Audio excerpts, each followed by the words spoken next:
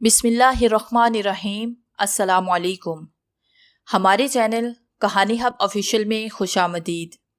नाजरीन, मैं आज आपके लिए इंतहाई खौफनाक और दिलचस्प कहानी लेकर आई हूँ, लेकिन कहानी शुरू करने से पहले आपसे गुजारिश है कि अगर आपने हमारा चैनल सब्सक्राइब नहीं किया तो आप हमारे इस चैनल को सब्सक्राइब कर लीजिए और बेल आइकन को भी प्रेस कर लें ताकि हर नई आने वाली वीडियो बआसानी आप तक पहुँच सके। पेशी खिदमत है कफन पोश नावल एपिसोड नंबर 8। नसीरे, मुझे ये तो बता कि उस्ताद को मेरे घर पहुंचने की इत्तला किसने दी? ये तुम उस्ताद से ही पूछना। अब तुम सीधे अखाड़े पहुंचो, मैं रहमत अली से मिठवाई भिजवाता हूँ। ये कहकर नसीरे बाहर जाने के लिए मुड़ा, लेकिन अचानक मुझे ख्याल आया कि उस्ताद शंगा खुद भी कई बार इस शुबे का इजहार कर चुके थे कि नसीरे पुलिस की मुखबरी करता है। फिर नसीरे ने ना मुझे घर वापस आने की मुबारकबाद दी, ना ये पूछा कि इतने दिन कहाँ रहे, कैसे रहे। बस उसने तो अजनबी की तरह एक पैगाम दिया और वापस आने लगा। ये ख्याल आते ही मैंने पीछे से उसकी गर्दन दाब ली। उसने घबराकर पलट कर देखा। उसकी गोल गोल छोटी छोटी आंखें हैरत से फट पड़ी थी। क्या मुझसे कोई गलती हो गई सिकंदर? गलती का तो अभी पता चल जाएगा नसीरे। मैंने झटका देकर उसे फर्श पर गिरा दिया। ये बता, इस घर की मखबरी तू कब से कर रहा है? और ये कहते हुए मैं उसके सर पर एक ठोकर जमाने ही वाला था कि वो हाथ जोड़कर रोने लगा। मुआफ करो सिकंदर भैया, शरफू ठीक ही कहता है कि तुमसे कोई बात नहीं छुप सकती। ये कहते हुए मेरी ठोकर से बचने के लिए उसने फर्श पर लेटे ही लेटे पलटी खाई, लेकिन इस दौरान मेरी ठोकर उसकी पीठ की हड्डियों को कई जगह से अलहदा कर चुकी थी और तकलीफ की शिद्दत से वो बुरी तरह चीख रहा था। मुझे पता था कि दर्द से ज्यादा हमदर्दी हासिल करने के लिए चीख रहा है, क्योंकि अखाड़े में 2-4 हड्डियों का निकल जाना एक मामूली बात समझी जाती है। मगर अब खुद नसीरे ने ये बात जाहिर कर दी थी। उस्ताद शंगा का तो उसने बहाना बनाया। उस वक्त यहाँ आने का इसका कोई और मकसद था।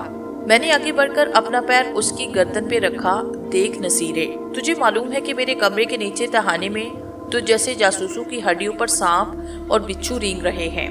सीधे तरह बता दे कि यहाँ किसने बेचा, वरना चल लम्हे बाद तो अपने हम पेशा मखबरू की हड्डियों के ढेर वहाँ होश पड़ा होगा।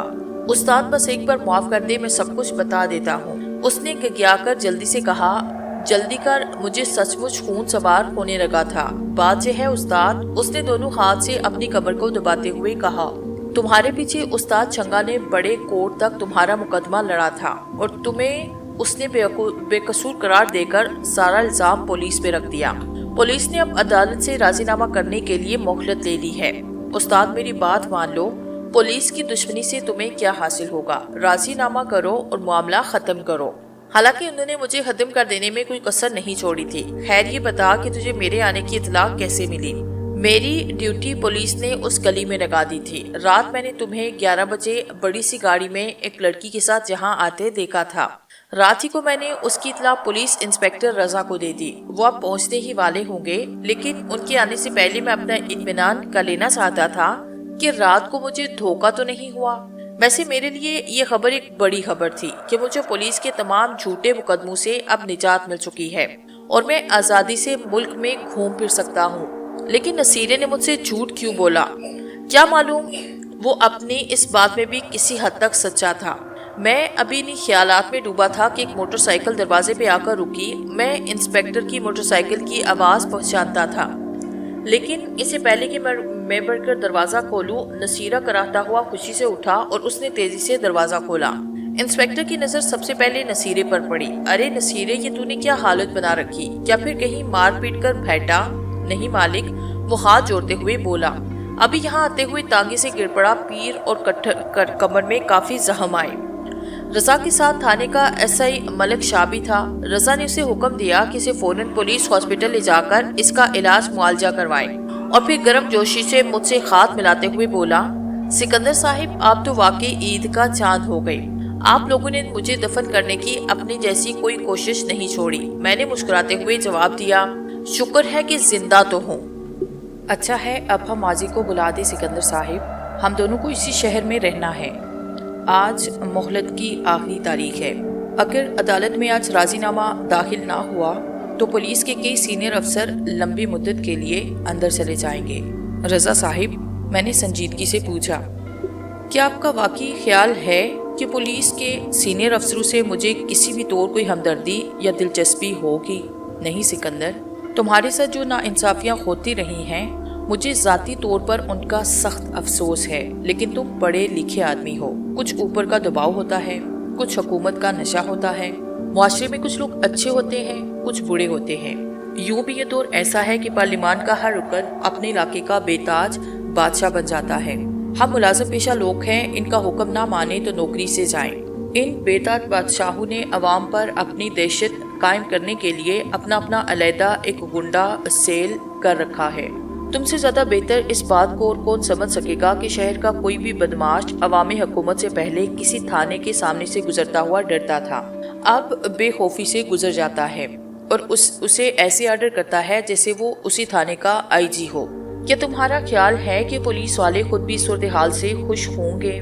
کل رات کی بات ہے، عسکر راجہ نے یونیورسٹی کی ایک لڑکی بلقیس کا پیچھا کیا، لیکن جب تک گشت کا سپاہی راجہ کو سمجھاتا، اس کا دوسرا ساتھی بلقیس کو لے اڑا۔ میں نے خود رات بھر کئی مقامات پر چھاپے مارے، لیکن لڑکی کا ابھی تک کہیں پتہ نہیں چلا۔ ادھر کورٹ کا وقت قریب آ رہا تھا، میں ادھر آنے کے لیے نکلا ہی تھا کہ اوپر سے آرڈر آئے کہ بلقیس ماں اور بھائیوں کی ظلم سے تنگ آ کر خود اپنی مرضی سے عسکر راجہ کے پاس چلی گئی ہے، لہٰذا کیس کو داخل دفتر کر دیا جائے۔ لیکن رضا صاحب، آپ تو بتا رہے تھے کہ راجہ نے نہیں بلکہ اس کے کسی دوسرے دشمن نے بلقیس کو اغوا کیا ہے۔ میں نے حیرت سے پوچھا۔ سکندر صاحب، ہمارے یہاں سچ وہ ہے جس کے آرڈر اوپر سے آئیں۔ رضا میرے چہرے کی طرف دیکھ کر مسکرایا۔ تو آپ کے خیال میں اس وقت بلقیس کہاں ہوگی؟ میں اب رضا کے ساتھ زیادہ وقت ضائع نہیں کرنا چاہتا تھا۔ کہاں ہو سکتی ہے؟ اس نے جھنجھلاتے ہوئے مجھ سے سوال کیا۔ آج صبح تک وہ اثر راجہ کی تحویل میں تھی، لیکن اغوا شدہ لڑکیاں بہتے ہوئے پانی کی طرح ہوتی ہیں، ابھی یہاں اور ابھی وہاں۔ تھوڑی دیر اور گزرے گی تو نہ جانے کہاں ہوں گی۔ لیکن تم بلقیس میں اتنی دلچسپی کیوں لے رہے ہو؟ اس لیے کہ وہ کسی کی بہن ہے، کسی کی بیٹی ہے، میں نے غصے سے کہا۔ میں اس میں اس لیے اتنی دلچسپی لے رہا ہوں کہ قاسم دادا کو اسے اغوا کرنے کا حکم دیا گیا تھا، لیکن جب قاسم دادا اپاہج ہو گیا، وہ کل مر گیا۔ رضا نے مجھے اطلاع دی۔ چلو اچھا ہوا، وہ اپاہج ہو گیا یا مر گیا تو یہ کام میرے سپرد کیا گیا۔ یوں کہو کہ یہ کام میں نے اپنے ذمہ لے لیا تاکہ براہ راست عسکر راجہ سے ایک ٹکر لے سکوں۔ لیکن کل کا دن اس کے لیے کافی اچھا تھا۔ میں ایک دوسرے ہم کام میں لگا اور میری بدقسمتی کہ اب مجھے بتا رہے ہیں کہ بلقیس اغوا ہو گئی۔ رضا صاحب، وہ تو خوشبو کا ایک جھونکا تھی، جس طرف سے گزر جاتی جسم جان معطر کر جاتی۔ خدا غارت کرے ان لوگوں کو جو اب خوشیوں کے جھونکوں کو اغوا کرنے لگے ہیں۔ چھوڑو سکندر، رضا نے نرم لہجے میں کہا، تم کس بلقیس کے پیچھے بھاگتے پھرو گے؟ میں تمہیں ایک بھائی کی حیثیت سے ایک مشورہ دے سکتا ہوں کہ خود کو اب کسی بھی مصیبت میں مت ڈالنا۔ ہمارے محکمے کو تم سے راضی نامہ کر کے ظاہر ہے کوئی خوشی نہیں ہوگی۔ وہ لوگ برابر تمہاری طاق میں رہیں گے کہ تم کوئی غلط قدم اٹھاؤ تو تمہیں اندر کر دیں۔ میں تم سے درخواست کروں گا کہ اصغر راجہ پر لعنت بھیجو اور اپنی تعلیم کی طرف توجہ دو۔ ٹھیک ہے رضا صاحب، میں نے ایک ٹھنڈی سانس لیتے ہوئے کہا۔ میرے قرضے میرے ذمہ ہیں اور خود مجھے کو ان قرضوں کی ادائیگی کرنا ہے۔ فرمائیے میں آپ کی کیا مدد کر سکتا ہوں؟ اس نے جلدی سے اپنی جیب میں سے ایک ٹائپ کیا ہوا کاغذ نکالا اور مجھے اپنا قلم دیتے ہوئے کہنے لگا، یہ راضی نامہ ہے۔ میں نے راضی نامے پہ دستخط کر کے اس کے حوالے کیا اور خدا حافظ کہتا ہوا گھر سے باہر نکل گیا۔ لیکن میرے راستوں میں تاریکیاں بکھیر گیا۔ میں سوچ بھی نہیں سکتا تھا کہ ایک لڑکی کی خاطر وہ اتنی جلدی کریں گے۔ کارمو نے مجھے بتایا کہ اصغر راجہ یہ بات بھول گیا ہوگا کہ بلقیس کے سلسلے میں میری اس کی کبھی کوئی ملاقات بھی ہوئی ہوگی، لیکن وہ صرف میری ملاقات ہی تو بھولا ہوگا، بلقیس تو اسے یاد رہی ہوگی۔ اس نے ہوش میں آتے ہی پہلا قدم یہ اٹھایا ہوگا کہ اپنے کسی پالتو گنڈے کو اس کے پیچھے لگا دیا ہوگا۔ بیچاری بلقیس، اس نے دکھ سے سوچا، صرف اتنی بات پر اغوا کی گئی کہ اس کے دونوں بھائی کسی پارٹی کی سیاست میں حصہ نہیں لینا چاہتے۔ چنانچہ میں منہ ہاتھ دھو کر سڑک پر نکل آیا۔ مجھے اس وقت یہ خیال نہ تھا کہ سروپ کے مرنے کے بعد شانتی پر کیا بیتی ہوگی۔ کاٹیج پہنچ پر اس پر کیا گزری اور حالات کو اس نے کس طرح مقابلہ کیا۔ بہرحال وہ اس زندگی کی عادی تھی اور حالات سے بھرپور مقابلہ کرنے کی ہمت رکھتی تھی۔ سوال یہ تھا کہ اس وقت بلقیس کو کہاں تلاش کیا جائے۔ انسپکٹر رضا کے بقول تو اغوا ہونے والی لڑکیاں تو تیز بہتے ہوئے پانی کی طرح ہوتی ہیں کہ ابھی یہاں اور نگاہ اٹھا کے دیکھو تو پتہ نہیں کہ کدھر دور نکل گئی۔ بلقیس کو تلاش کرنے کا میرا مقصد کچھ اور ہی تھا۔ ابھی صبح کے 9 بجے تھے۔ اصغر راجہ یونیورسٹی کیمپس دوپہر سے پہلے نہیں پہنچتا تھا اور کبھی کسی ایک جگہ وہ قیام نہیں کرتا تھا۔ اس کے پاس صرف حکومت وقت کا سہارا تھا، ورنہ اس نے اپنے اتنے دشمن پیدا کر رکھے تھے کہ کوئی بھی ہڈیوں کے لمبے ترنگے ڈھانچے کو جو خود کو ابراہیم لنکن اور مستقبل کا وزیر اعظم کہلوا کر خوش ہوتا، ایک تھپڑ میں راہی ملک قدم کر سکتا۔ مگر میرے پاس وقت بہت کم تھا اور اصغر راجہ تک پہنچنے کے لیے میں انتظار نہیں کر سکتا تھا۔ لیکن اپنی گلی سے مڑتے ہوئے اچانک مجھے رحمت دین نظر آیا، جو بظاہر سڑک پر بجلی کے کھمبے سے ٹیک لگائے صبح کا اخبار دیکھ رہا تھا۔ رحمت دین بدنام سیکورٹی فورس کا آدمی تھا اور سادہ کپڑوں میں ملبوس عموماً ان لوگوں کی حرکات و سکنات پر نظر رکھتا جنہیں بے تاج بادشاہوں نے شر پسندوں کا نام دے رکھا تھا۔ اسے دیکھتے ہی مجھے خیال آیا کہ میرے حق میں عدالت کا فیصلہ بظاہر مقامی حکام نے تسلیم کر لیا تھا، لیکن وہ مجھے آسانی سے چھوڑنے کے لیے تیار نہ تھے۔ کہو رحمت دین، آج کوئی شر پسند تم نے پکڑا یا نہیں؟ میں نے اس کے قریب جا کر بے تکلفی سے کہا۔ رحمت دین کی اداکاری قابل دید تھی۔ وہ ایسے اچھلا جیسے اس نے مجھے اپنی کامبے سے نکلتے ہوئے دیکھا ہی نہ ہو۔ ارے سکندر میاں، اس نے حیرت سے پوچھا، اتنے دن کہاں غائب رہے؟ پولیس کی خفیہ اطلاع پر تم نے اپنی فہرست میں تو مجھے مردہ لکھ ہی دیا ہوگا، میں نے ہنستے ہوئے جواب دیا۔ البتہ ایک بات کا یقین کر لو، تم اپنی فہرست میں میرا نام کاٹ دو، لیکن میری فہرست میں تمہارا نام ابھی تک لکھا ہوا ہے۔ کیوں مذاق کرتے ہو سکندر؟ گھبراہٹ میں اخبار اس کے ہاتھ سے گر گیا اور پیشانی پسینے سے بھیگ گئی۔ کیسی فہرست؟ کون سی فہرست کی بات کر رہے ہو؟ مدت ہوئی میں تو سیکورٹی فورس کی ملازمت بھی چھوڑ چکا ہوں، پھر یہاں کھڑے کیا کر رہے ہو؟ بس یوں ہی ذرا اخبار دے رہا تھا۔ گڑبڑ ہو گئی رحمت دین، تم خود کہہ چکے ہو کہ سیکورٹی فورس کی ملازمت چھوڑ چکے ہو۔ اب اگر میں نے تمہیں اپنا پیچھا کرتے ہوئے کہیں بھی کسی سڑک پر دیکھ لیا تو تمہارا نوکری برقرار رہے یا نہ رہے، لیکن اتنا یاد رکھنا کہ تمہاری کوئی بھی ہڈی سلامت نہیں رہے گی۔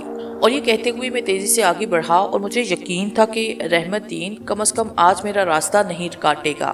کچھ دور آگے بڑھ کر میں نے ایک ٹیکسی پکڑی اور موچی گیٹ کی طرف روانہ ہو گیا۔ اصغر راجہ کا ڈرائیور موچی گیٹ کا مشہور گنڈا تھا اور بلقیس کے سلسلے میں اس سے بہت سی کام کی باتیں معلوم ہو سکتی تھی۔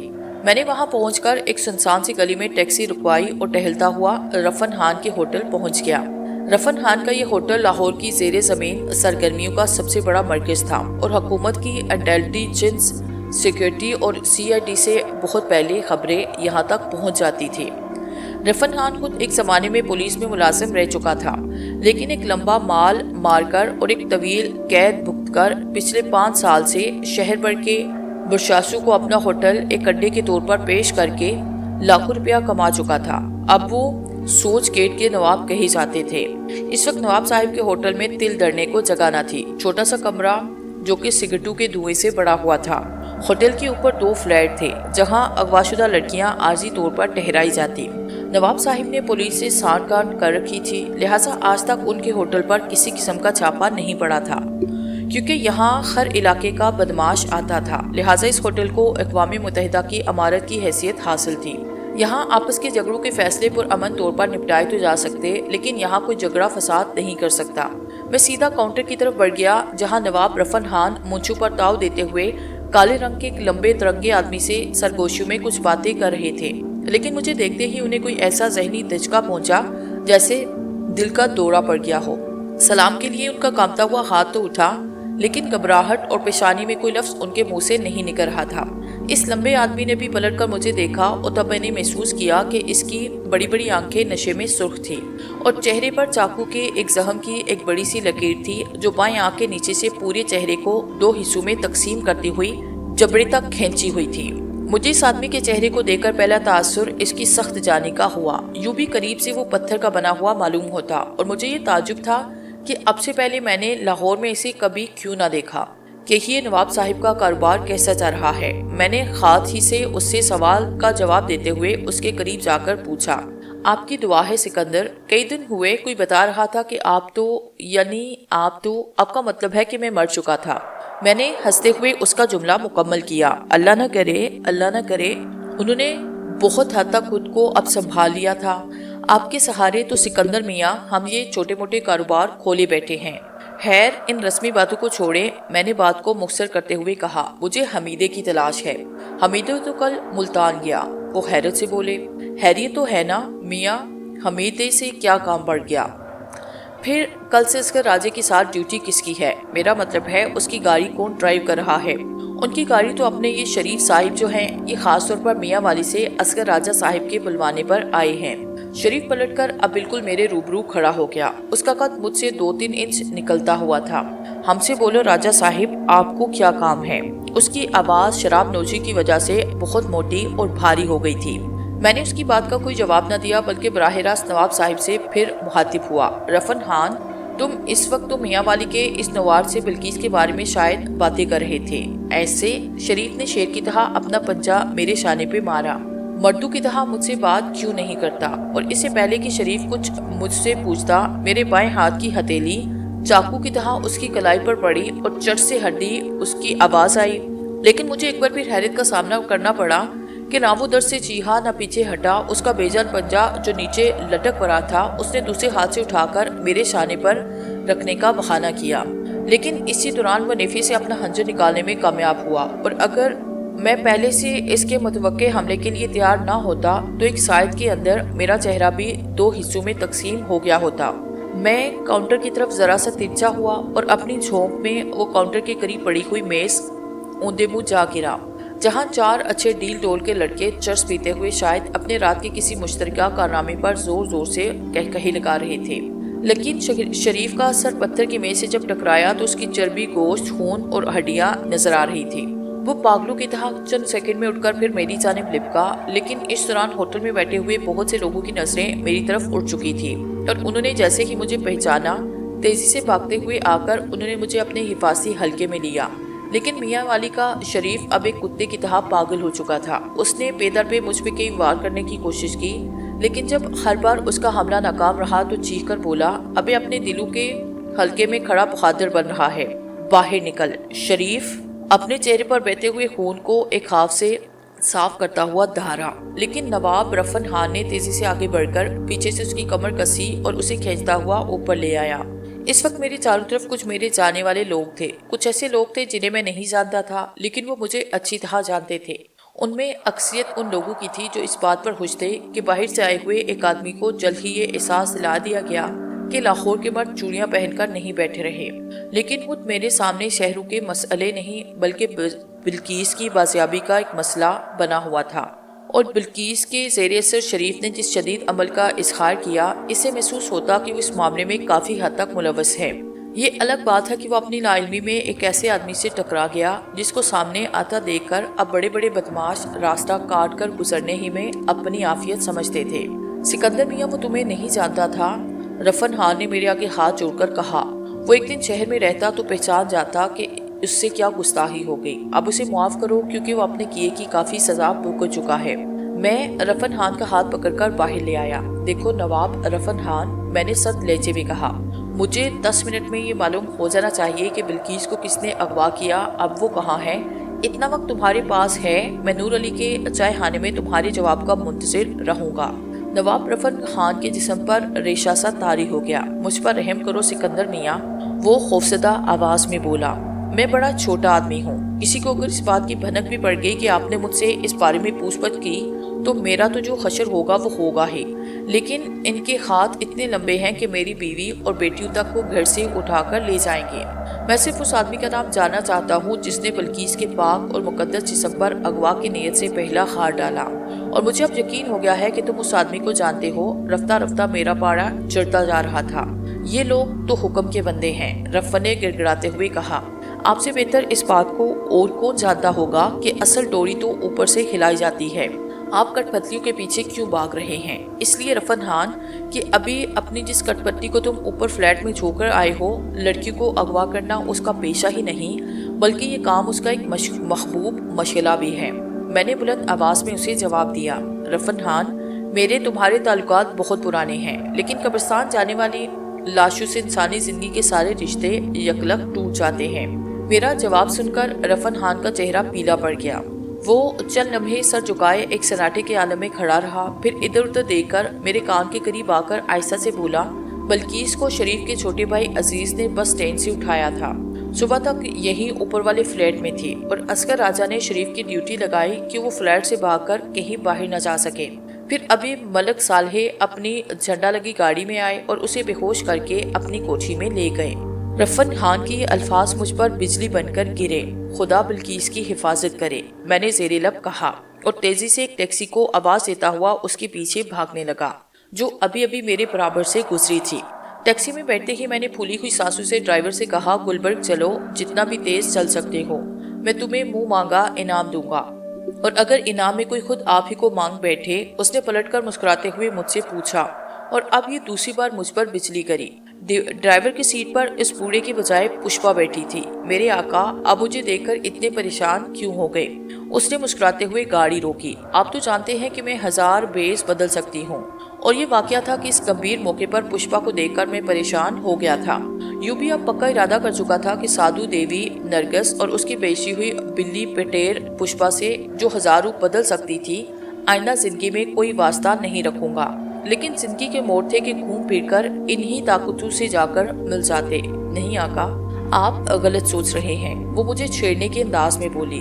आपसे सौदा हुआ है कि आपको अगर जरूरत होगी तो मुझे आवाज दे लेंगे, लेकिन अगर मैं आपको किसी बड़ी मुसीबत में गिरफ्तार देखूं तो खुद पहुंच जाऊं। आप मेरी साबका मलका नरगिस की एक बहुत कीमती अमानत है, और मुझे आपको बख्शते हुए ये बात मेरे मिजाज पर सख्त कर दी गई है कि अगर आप किसी गलत रास्ते पर जा रहे हो तो आप चाहें या ना चाहें, कनीज को हर सूरत में आना पड़ेगा।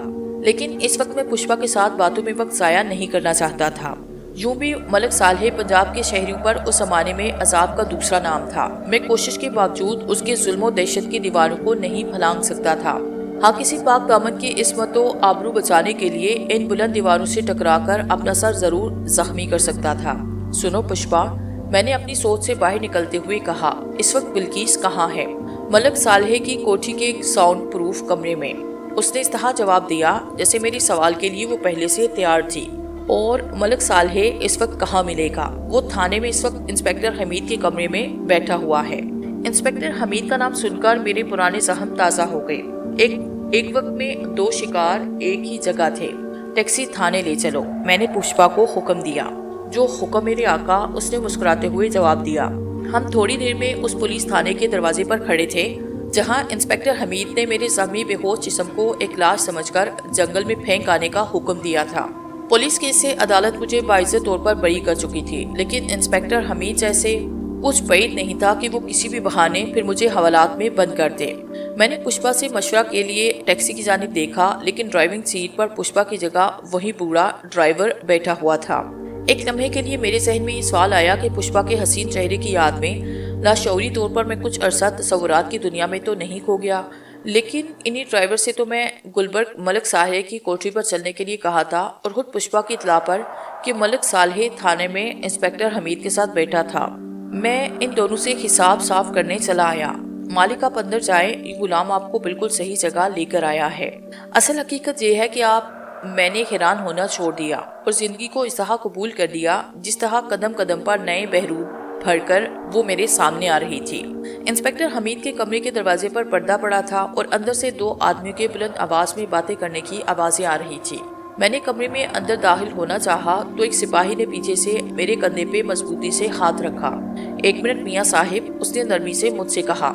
SHO अंदर अहम मीटिंग में मसरूफ है। हमीद साहिब से कहो कि सिकंदर आया है। कौन सिकंदर? वो चौंक कर बोला। क्या इतना काफी नहीं कि मेरा नाम सिकंदर है और इंस्पेक्टर हमीद से मैं फौरी मिलना चाहता हूँ? आप? वो हकलाते हुए बोला। आप वो सिकंदर तो नहीं हैं? शायद वो कोई नया निगरोड था और उसने मेरा सिर्फ नाम ही सुना था। हाँ, मैं वही सिकंदर हूँ, मैंने सख्त लहजे में जवाब दिया। और अभी कांस्टेबल डरते झिझकते अंदर गया ही था कि मलक सालहे तेजी से इंस्पेक्टर के कमरे से बाहर निकलकर सीधा अपनी मर्सिडीज कार में बैठ गया। शिकार हाथ से निकलता देखकर मैं भागता हुआ टैक्सी में वापस आया। इस मर्सिडीज का पीछा करो, मैंने पुष्पा या बूढ़े ड्राइवर को, वो जो कोई भी था, हुक्म दिया। टैक्सी मर्सिडीज से एक मुकर्ररा फासला कायम रखकर गुलबर्ग की तरफ भागने लगी और फिर अचानक ही मेरे जहन में एक तदबीर आई। पुष्पा, क्या तुम बल्कीस का रूप धार सकती हो? क्या फरमाया आका? उसने ड्राइविंग सीट से पलटकर मुझे देखा और आज मुझ पर हर कदम एक नई हैरत का दिन तुलू हुआ था। وہ اب پشپا نہیں 100% بلقیس تھی. وہی آنکھیں، وہی معصوم سرخ و سفید چہرہ، وہی لباس، ویسا ہی قد. واقعی پشپا، تم واقعی انتہائی باکمال آرٹسٹ ہو. بس اتنی کسر ہے کہ آپ اس آرٹسٹ کی قدر نہیں کرتے. اچھا آپ گاڑی روکو. میں نے جواب دیا. میں ڈرائیو کروں گا اور تم میرے برابر والی نشست پر آ جاؤ. پھر ہم جب مرسیڈیز کے بالکل قریب سے گزریں گے تو تم بچاؤ بچاؤ کی آوازیں لگانا جیسے میں تمہیں اغوا کر کے لے جا رہا ہوں. لیکن جب تک ہم نے ایک دوسرے سے نشستیں تبدیل کی، مرسیڈیز بہت آگے نکل چکی تھی. پشپا، ملک صالح کی گاڑی تو بہت آگے نکل گئی. آپ چلے تو صحیح، نہر کے موڑ پر اس کی گاڑی اس وقت تک خراب رہے گی جب تک ہم وہاں نہ پہنچ جائیں. اور واقعی یہ دیکھ کر میں حیرت زدہ رہ گیا کہ نہر کے موڑ پر مرسیڈیز کا ڈرائیور انجن کا ڈھکنا اٹھائے نقص کو ڈھونڈ رہا تھا. اس دوران ٹیکسی میں پشپا نے بری طرح چیخنا شروع کیا. بچاؤ، ارے خدا کے لیے مجھے بچاؤ. ملک صالح نے ایک نظر ٹیکسی میں چیختی چلاتی لڑکی پر ڈالی اور بجلی کی تیزی سے وہ سڑک پر اتر کر کھڑا ہو گیا. اس کے ہاتھ میں پسٹل تھا. اس نے پیچھے سے ٹیکسی پر فائرنگ کرنا شروع کی. میں نے جان بوجھ کر ٹیکسی کی رفتار کم کر دی. پھر میں نے ٹیکسی کو اس طرح لہرایا جیسے ملک کی تمام گولیاں صحیح نشانے پر بیٹھی ہوں. پھر اچانک ایک درخت سے ہلکی سی ٹکر لے کر مرسیڈیز سے کچھ فاصلے پر ٹیکسی روکی. ٹیکسی کے رکتے ہی پشپا اس وقت ہو بہو بلقیس لگ رہی تھی. ٹیکسی سے اتر کر بچاؤ بچاؤ کے نعرے لگاتی مرسیڈیز کی جانب بھاگی. دوسری طرف سے ملک صالح اپنا موٹا تھلتھلاتا جسم کھلاتا کسی فلم کے ہیرو کی طرح ایک مصیبت زدہ لڑکی کو بچانے چلا رہا تھا. اس کے پسٹل کا رخ اب میری طرف تھا، لیکن بلقیس کو دیکھ کر زمین نے جیسے اس کے قدم جکڑ لیے. تمہارا نام بلقیس ہے نا؟ اس نے گھبرائے ہوئے لہجے میں پوچھا. جی جناب، میں ایک شریف لڑکی ہوں اور رات سے کئی بار اغوا ہو چکی ہوں. ابھی یہ گنڈا مجھے کسی ملک صالح کی کوٹھی سے اغوا کر کے لایا ہے اور راستے میں مجھے بتا رہا تھا کہ آزاد علاقے میں میرے دام اچھے لگیں گے. لیکن اس سے پہلے کہ ملک صالح کو مزید حیرتوں کا سامنا کرنا پڑتا، میں نے اس پر ایک جس لگائی اور میرا ہلکا سا ایک گونسا اس کی کمپٹی پہ پڑا اور وہ بغیر آواز نکالے وہی سڑک پر بے ہوش ہو کر گر پڑا. میں نے پشپا کی طرف دیکھا. وہاں پشپا یا بلقیس کی بجائے پھر وہی بوڑھا ڈرائیور کھڑا تھا. اس موٹی کو کس طرح اٹھا کر ٹیکسی میں ٹھسا دیا جائے. ٹھیک ہے آقا. اور یہ کہتے ہوئے اس بوڑھے نے موٹے ملک صالح کو اس طرح دونوں ہاتھوں سے اٹھایا جیسے کوئی بچہ پالنے سے اٹھایا جاتا ہے. ملک صالح کو ٹیکسی میں ڈال کر پھر وہ اپنی ڈرائیونگ سیٹ پر آ بیٹھا. کس طرف چلوں آقا؟ اس نے انتہائی سعادت مندی سے پوچھا. ملک صالح کا ڈرائیور تو ہمارا پیچھا نہیں کرے گا. بیچارہ ڈرائیور کہیں قریب سے پشپا کی آواز آئی. اب تک تو اسے یہی معلوم نہیں کہ اس کا مالک گاڑی میں موجود نہیں. وہ تو ابھی مزید ایک گھنٹہ اسی طرح ہر طرف سے بے نیاز اپنے انجن پر جھکا رہے گا. تمہیں سروپ کی کاٹیج کا پتہ معلوم ہے؟ آپ شانتی کا نام لیتے ہوئے کیوں شرما رہے ہیں؟ اس نے شرارت سے مسکراتے ہوئے پوچھا. چلو شانتی کا کاٹیج صحیح، میں جلد از جلد وہاں پہنچنا چاہتا ہوں. آنکھیں بند کریں اور پھر مسکرائی. اس پر ہم ٹیکسی کی بجائے وقت کی رفتار سے 1000 گنا تیز سفر کریں گے. اور ابھی میں نے آنکھیں بند ہی کی تھی کہ وہ آہستہ سے بولی. ہم منزل پر پہنچ چکے ہیں. اور واقعی ٹیکسی سروپ کے کاٹیج کے سامنے کھڑی تھی. فرق یہ تھا کہ آج سروپ کے کاٹیج کے دروازے پر کئی جیپ، کھاڑیاں اور کئی قیمتی کھاڑیں کھڑی تھی. سنو پشپا، میں اندر جا رہا ہوں. اس کاٹیج کے نیچے ایک کمرہ ہے جس سے انجانی سروپ اس کا ذاتی قید خانے کا کام لیا کرتا تھا. ملک صالح کے ہاتھ منہ باندھ کر اور اس کے منہ میں کپڑا ٹھوس کر اسے زیر زمین کمرے میں لے جا کر پھینک دو. دوسری اہم بات یہ ہے کہ بلقیس جس کا تم نے روپ دھارا تھا گلبرگ میں ملک صالح کی کوٹھی کے کسی کمرے میں قید ہے. اسے شانتی کی حابقہ میں لا کر اس وقت تک مکمل نیند ہی میں رکھنا جب تک میں اسے گفتگو کے لیے فارغ نہ ہو جاؤں. اور تیسری اہم بات یہ ہے، پشپا نے میرے طرف مسکراتے ہوئے بات جاری رکھی، کہ بلقیس کے دونوں بھائیوں اس کی بوڑھی والدہ کو کسی ایسی محفوظ جگہ پہنچاؤں جہاں پارٹی کے گنڈوں یا پولیس کا ہاتھ نہ پہنچ سکے. تم ٹھیک سمجھی، میں نے مسکراتے ہوئے جواب دیا. لیکن رحیم کی طرح کسی ایسی جگہ بھی نہ پہنچانا کہ میں ان سے ملنے کو ترس جاؤں. آپ کہیں تو رحیم صاحب کو اپنے ساتھ لیتی آؤں. اس نے شرمندگی سے جواب دیا. ابھی نہیں پشپا، میں کئی کاموں میں الجھ کر رہ گیا ہوں. اللہ نے چاہا تو ان سے نپٹ کر میں جلد ہی اس سے مل لوں گا. ہاں، یہ کام کرنے میں تمہیں کتنی دیر لگے گی؟ وہ ہندو عورتوں کی طرح میرے پیر چھوتے ہوئے بولی. آقا اس کنیز کو کام بتاتے جا رہے تھے اور وہ کام اسی انداز میں پایا تکمیل کو پہنچتے جا رہے تھے. ملک صالح اس کاٹیج میں پہنچایا جا چکا ہے. بلقیس شانتی کی خوابگاہ میں اس کے بستر پر اتنی گہری نیند سو رہی ہے کہ صرف آپ ہی کے آواز دینے پر اب اٹھ سکتی ہے. میں نے شانتی کے ذہن سے اس کی خوابگاہ اس وقت تک بھلا دی जब तक आप खुद इसे याद ना दिलाएं। इस तरह बल्कीस को जब तक आप खुद नहीं चाहेंगे कोई दूसरा आदमी डिस्टर्ब नहीं करेगा। अलबत्ता बल्कीस के भाई को जेल से लाने के लिए जरा देर लगेगी। मैं नहीं चाहती कि किसी बेकसूर पर इनके फरार का इल्जाम आए। देर से तुम्हारा क्या मतलब है? मेरा मतलब है कि 15-20 मिनट तो लग ही जाएंगे, और वो भी सिर्फ इसलिए कि जेल से फरार होकर मेरी मुकर्रर करदा कोठी तक जब वो भागकर खुद ही पहुंचे तो उन्हें यही एहसास हो कि किसी दूसरे आदमी की मदद के बगैर फरार हुए हैं, और एक आदमी ने इन पर शराफत पर तरस खाकर अपनी कोठी में बना दी थी। लेकिन आका इन दोनों आदमियों के बेशुमार सियासी दुश्मन हैं। मैं आपकी इजाजत से इन्हें चंद दिन इनकी वालदा के तरफ मशरिकी वस्ता के एक मुल्क में भिजवा दूंगी। यहाँ वो कोई बड़ा कारोबार कर सकते हैं। ठीक है पुष्पा, अब तुम जा सकती हो, मैंने कॉटेज की तरफ बढ़ते हुए कहा। ऐसे कहिए आका कि आपके सामने से हट जाऊं, वरना मेरी ड्यूटी तो आपके वजूद के साथ यूं बेबस है जैसे एक कागज से तस्वीर को जुदा नहीं किया जा सकता। मुझे हंसी आ गई। इससे पहले गार्मू भी यही कहा करता था पुष्पा, लेकिन बहरहाल अब मैंने तुम लोगों के सिलसिले में एहतजाज करना छोड़ दिया। साधु क्यों आ गया था? तुम अचानक क्यों चली गई? फिर साधु और गार्मू उनकी देवी अचानक क्यों पीछे हट गए? और रात से नरगिस साहिबा मुझ पर एकतरफा तौर पर क्यों इतनी मेहरबान हो गई? आदमी हैरत अंगेज और नाकाबिल यकीन वाकयात से जब हर मोड़ पर इतनी तेजी से दुचार होता चला जाता है तो फिर हर चीज उसके लिए बेमानी होती चली जाती है। बहरहाल इस वक्त मैं तुम्हारा और तुम्हारी नरगिस साहिबा का तहे दिल से शुक्रगुजार हूँ कि अल्लाह के फजलो करम से बिल्कीस की आबरू महफूज है, और मेरा अल्लाह बिल्कीस से जो काम चाहे ले सकता है। मैंने सर उठाकर देखा तो वहाँ न टैक्सी थी, न बूढ़ा ड्राइवर और न पुष्पा का कहीं कोई पता था। मैं इस कॉटेज के अंदर दाखिल हुआ, लेकिन गेट से अंदर दाखिल होने से पहले मैंने ये चेक किया कि मेरा पिस्टल भरा हुआ है और मेरा जहरीला खंजर मेरी कलाई से एक खुदकार निज़ाम के साथ इस तरह बंधा है कि एक महसूस जुम्बस पर उसका दस्ता मेरे हाथ में आ सकता है। कॉटेज के अंदर पहुंचकर मैं थोड़ी देर तक तुम सादे गमलों में लगे हुए ऊंचे पौधों के पीछे खड़ा रहा। ड्राइंग रूम से चंद मर्दों की करहत आवाजें सुनाई दे रही थी। गौर से सुनने पर पता चला कि वो लोग शांति से जंगल में किसी मौजी के डेरे का पता पूछ रहे थे, जिससे शांति अपनी लाइलमी का इजहार कर रही थी। मेरे ख्याल से ये गुफ्तगू बड़ी देर से जारी थी, क्योंकि अचानक इनमें से किसी एक ने फैसलाकुन अंदाज में कहा, भाभी अब मैं 10 तक गिनूंगा। अगर आपको इस दौरान में मौजी का टीला याद ना आया तो इस पिस्टल की गोली आपके दिमाग में घुसकर हर चीज आपके जहन से भुला देगी। उस आवाज के साथ ड्राइंग रूम में सन्नाटा छाया। मेरा ख्याल था कि शांति इसके जवाब में कुछ कहेगी, लेकिन वो बिल्कुल चुप थी और उस आदमी ने बड़े ड्रामाई अंदाज में गिनती गिनना शुरू की। 1 2 3 4। फिर उसने इतनी तेजी से गिनना शुरू कर दिया जैसे वो अब शांति को मारने का पक्का इरादा कर चुका हो। मैं किसी चीते की तरह इंतहाई तेजी से ड्राइंग रूम के दरवाजे पर जा पहुंचा। सब लोगों की मेरी जानिब से पीठ थी और शांति को जो काली साड़ी में मलबूस थी उन्होंने बिल्कुल मेरे सामने दरवाजे की तरफ रुख करके एक कुर्सी से बांधकर बिठा दिया था। शांति का चेहरा सफेद पड़ गया और खौफ की वजह से उसने आंखें बंद कर ली। वो तादाद में 4 थे। चौथा आदमी एक जंगली भैंसे की तरह मोटा और तकरीबन उतना ही काला था। बाकी 3 आदमी भी काफी कदावर और वहशी मालूम हो रहे थे। उनमें से हर एक के पास राइफल थी। वो इंतहाई सुकून से अपनी राइफलों को जमीन से टकाए इनके दस्तों पर हाथ रख के इस कार्रवाई को यूं देख रहे थे जैसे इनके सामने टोंकी का कोई इंतहाई दिलचस्प सीन खेला जा रहा हो।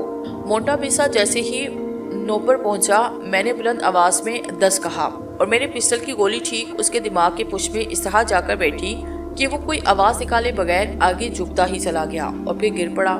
लेकिन इससे पहले कि बाकी तीनों आदमी अपनी राइफलें उठाते, मैंने उनमें से 2 और आदमी को गिराया जो वहशी दरिंदे एक मजलूम औरत को बांधकर हलाक करने को बहादुरी का कारनामा समझते हों। उन्हें मेरे अकीदे के मुताबिक इन जमीनों पर जिंदा रहने का हक नहीं। चौथे आदमी ने अपने साथियों का ये हशर देखकर जल्दी से अपनी राइफल फेंकी और दोनों हाथ ऊपर उठाए, लेकिन मुझ पर खून सवार हो चुका था।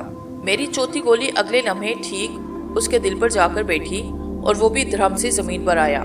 गोलियों की आवाज सुनकर शांति बेहोश हुई और उसका सर एक तरफ लटक गया। मैंने जल्दी जल्दी उसकी रस्सियां खोली, उसके बेहोश जिस्म को बाहों में उठाकर उसे ड्राइंग रूम में मुल्हिका कमरे में जो गेस्ट रूम के तौर पर इस्तेमाल होता था पलंग पे लिटा दिया। फिर ड्राइंग रूम से वापस आकर मैंने पुष्पा को आवाज दी, हुक्म मेरे आका, क्या तुम्हें मालूम था कि मैंने तुम्हें किस काम के लिए बुलाया है? मैं अपने आका के जहन से अलहदा ही कब हुई, लेकिन इससे पहले कि इन लाशों को इस तरह ड्राइंग रूम से ले जाओ कि यहाँ किसी जगह कोई खून का धब्बा या इन लोगों की उंगलियों के निशानात का पता न चले। मैं चाहूंगा कि आइंदा जब कभी तुम मेरे सामने आओ पुष्पा की शक्ल में आओ। और उसी लम्हे मेरी आंखों के सामने चकाचौंध सी हुई और सफेद साड़ी बांधे, सुर्ख बिंदिया लगाए, شباب مجسم بنی وہ دونوں ہاتھ جوڑ کر اس فالحانہ انداز میں مجھے سلام کر رہی تھی کہ میرا جی چاہا کاش یہ کوئی حقیقی جسم ہوتا۔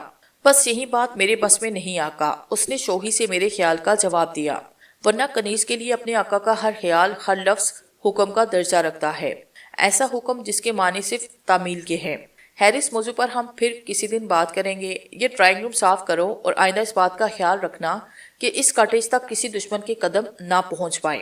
اس گروہ کے 10 مسلح آدمی جنگل کے آخری سرے پر اپنے ان 4 آدمیوں کا انتظار کر رہے ہیں، اس نے جیسے مجھے اطلاع دی۔ ٹھیک ہے، میں نے لاپرواہی سے کہا، انہیں بھی ان 4 لاشوں کے ساتھ روانہ کر دو۔ زندگی نے ساتھ دیا تو انہیں اپنے دوستوں کی موت کے سفر میں بھی ساتھ دینا چاہیے۔ اور یہ کہتا ہوا میں شانتی کے کمرے میں داخل ہو گیا۔ شانتی کالی ساڑی میں بے سود پڑی اپنی ویرانیوں میں بھی روشنیاں جگمگا رہی تھی۔ میں نے اس کے چہرے پر پانی کے ہلکے ہلکے چھینٹے دیے تو کچھ دیر کے بعد اس نے آنکھیں کھولی، اور جب اس کی حیرت زدہ نظر مجھ پر پڑی تو وہ گھبرا کر اٹھ کھڑی ہوئی۔ سکندر، وہ لوگ کہاں گئے؟ کون لوگ؟ وہ خوف کی وجہ سے اس کے الفاظ نہیں نکل رہے تھے۔ شانتی، دھیرج رکھو، شاید تم نے کوئی برا خواب دیکھا ہے۔ میں نے اس کی شانوں پر ہاتھ رکھتے ہوئے کہا، جھوٹ مت بولو مجھ سے سکندر، اس نے آنسو سے ڈوبی ہوئی آواز میں کہا، اور پھر اس کے ضبط کے سارے بندھن ٹوٹے اور میرے سینے سے لگ کر بچوں کی طرح رونے لگی۔ لیکن میں اسے جتنی زیادہ تسلی دیتا وہ اتنی ہی زیادہ بلک کر روتی۔ میں نے سوچا خوف اور دہشت کے ان آنسو کا بے جانا ہی اچھا ہے۔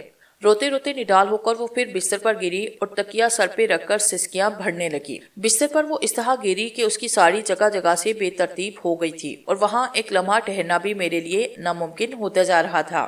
میں دبے پاؤں ڈرائنگ روم میں آ کر بیٹھا۔ پشپا احکامات کے مطابق یہاں سے لاشیں ہٹا چکی تھی۔ کوئی بھی شخص اس کمرے کو دیکھ کر یہ اندازہ نہیں کر سکتا تھا کہ ابھی کچھ دیر پہلے یہاں 4 آدمی کا خون ہو چکا ہے۔ کمرے میں بینی بینی خوشبو پھیلی ہوئی تھی، اور پشپا نے چیزوں کو دوبارہ اپنی جگہ پر رکھنے میں ایک گھریلو عورت کے سوگر پن کا ثبوت دیا۔ میں بھی کمرے کا جائزہ لے ہی رہا تھا کہ شانتی آہستہ قدموں سے وہاں داخل ہوئی اور میرے قریب آ کر میری آنکھوں میں آنکھیں ڈالتے ہوئے بولی، سکندر تم کیا چیز ہو؟ میں اب تک تمہیں سمجھ نہ پائی۔ تم ایسا کرو شانتی، میں نے ہنستے ہوئے کہا، تم مجھے سمجھنے کی کوشش ہی نہ کرو، یوں سارا مسئلہ بڑی آسانی سے حل ہو جائے گا۔ تم یہاں کب آئے؟ اس نے سنجیدگی سے پوچھا۔ جب ایک آدمی کہہ رہا تھا کہ اگر تم نے موجی ٹیلے کا پتہ نہ بتایا تو وہ 10 تک گنتی گننے کے بعد تمہیں گولی مار دے گا۔ وہ لمحہ یاد کر کے شانی خوفزدہ ہو گئی۔ پھر کیا ہوا؟ پھر جب وہ گنتی گنتا ہوا 9 تک پہنچا تو میں نے 10 کا ہنسا کہہ کر گنتی شمار کر کے اس کا بھیجا اڑا دیا۔ پھر وہ غور سے میرا چہرہ دیکھ رہی تھی۔ پھر میں نے اس کی باقی تینوں ساتھیوں کو بھی اس کے ساتھ موت کے سفر پر روانہ کر دیا۔ لیکن سکندر، ان کی لاشیں تم نے کہاں چھپائی؟ وہ بڑی گھبرائی ہوئی تھی۔ ان لوگوں کے ہاتھ بہت لمبے ہیں۔ ادھر میرے پاس آ کر بیٹھو۔ میں نے اس کا ہاتھ پکڑ کر اپنے پاس صوفے پہ بٹھایا۔ مجھے بالکل شروع سے بتاؤ کہ یہ وہ کون لوگ تھے۔ مجھے خود نہیں پتا سکندر کہ یہ لوگ مجھ سے کس ٹیلے کا پتہ پوچھ رہے تھے۔ میں تمہارے آنند محل سے تمہارے خادم کے ساتھ جب یہاں کاٹیج پہنچی تو یہ لوگ جو خود کو سروپ کا ساتھی بتاتے تھے اس کا کریا کرم کر چکے تھے۔ بہانہ یہ بنایا کیونکہ میرا کوئی اتا پتہ نہیں، لہٰذا انہوں نے ہندو دھرم کے مطابق سروپ کی آخری رسوم کی ادائیگی میں دیر کرنا مناسب نہ سمجھا۔ مجھے دکھ ہے سکندر کہ میں آخری بار اپنے شوہر کا چہرہ دیکھ نہ سکی۔ اس پر ایک بار پھر دل بھر کر وہ رو نہ سکی۔ میں جب یہاں پہنچی تو ہر چیز بکھری پڑی تھی، جیسے کسی نے بڑی بے دردی سے پورے کاٹیج کی تلاشی لی ہو۔ سروپ کے 3 وفادار ساتھی 24 گھنٹے کاٹیج کے باہر درختوں پر چڑھے اس جگہ کی مسلسل نگرانی کرتے رہتے تھے۔ میرا سرگباشی شوہر ڈاکو نہیں تھا، چور نہیں تھا، قاتل نہیں تھا، البتہ اس نے ڈاکو چوروں قاتلوں سے مجھے چھینا ضرور تھا، اور جب ان لوگوں نے شہر میں رہنا اس پر دوبر کیا تو اپنی حفاظت کے لیے اس نے اپنا ایک علیحدہ گروہ بنا کر اس جنگل میں بودو باش اختیار کر لی۔ شاید تمہیں معلوم نہ ہو وہ ایک بڑی خاندانی جائیداد کا مالک تھا، لیکن میری وجہ سے اس پر قتل و ڈاکہ زنی کے اتنے جھوٹے مقدمات دائر کیے گئے کہ موجودہ نافذ نظام الانصاف کی طرف سے نا امید ہو کر اس نے خود انصاف حاصل کرنے کا تہیہ کر لیا۔ اس کا مطلب سب سے بڑا دشمن میرا سابق شوہر امر راج تھا، جو بدقسمتی سے اس مالک کا سب سے بڑا سمگلر بھی ہے۔ امر راج کو شکست دینے کے لیے سروپ کو سمگلوں اور بدماشوں ہی کی مدد لینا پڑی، جس کی وجہ سے وہ خود ایک سمگلر اور بدماش مشہور ہو گیا۔